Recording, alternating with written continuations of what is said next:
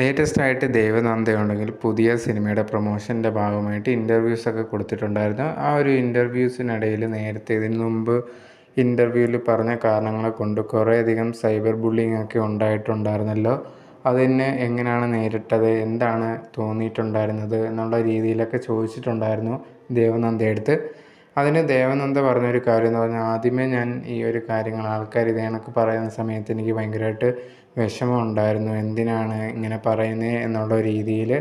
പിന്നെ അത് കഴിഞ്ഞ സമയത്ത് മനസ്സിലാക്കി, ഓക്കെ, ഓരോരുത്തർക്ക് ഓരോ കാര്യത്തിൽ ഓരോ ഒപ്പീനിയൻ കാണും. അവർക്ക് ഞാൻ പറഞ്ഞ കാര്യത്തിൽ അങ്ങനെ ആയിരിക്കും തോന്നിയത്, അതിൽ നമുക്ക് മാറ്റാനൊന്നും പറ്റത്തില്ല. ഞാൻ എൻ്റെ അച്ഛൻ്റെ അമ്മയടുത്താണ് ചോദിച്ചിട്ടുണ്ടായിരുന്നത്, ഞാൻ പറഞ്ഞതിൽ എന്തെങ്കിലും തെറ്റായിട്ട് നിങ്ങൾക്ക് തോന്നിയോ, എന്തെങ്കിലും മാറ്റണമെന്ന് നിങ്ങൾക്ക് തോന്നിയോ എന്നുള്ള രീതിയിൽ ചോദിച്ചിട്ടുണ്ടായിരുന്നു. ആ സമയത്ത് അച്ഛനും അമ്മയും പറഞ്ഞത്, നീ പറഞ്ഞതിൽ ഒരു തെറ്റുമില്ല എന്നുള്ള രീതിയിലാണ്. അതുകൊണ്ട് തന്നെ എനിക്ക് ആ പറഞ്ഞതിൽ ഇപ്പോഴും ഞാൻ അങ്ങനെ തെറ്റുണ്ട് എന്ന് വിശ്വസിക്കുന്നില്ല.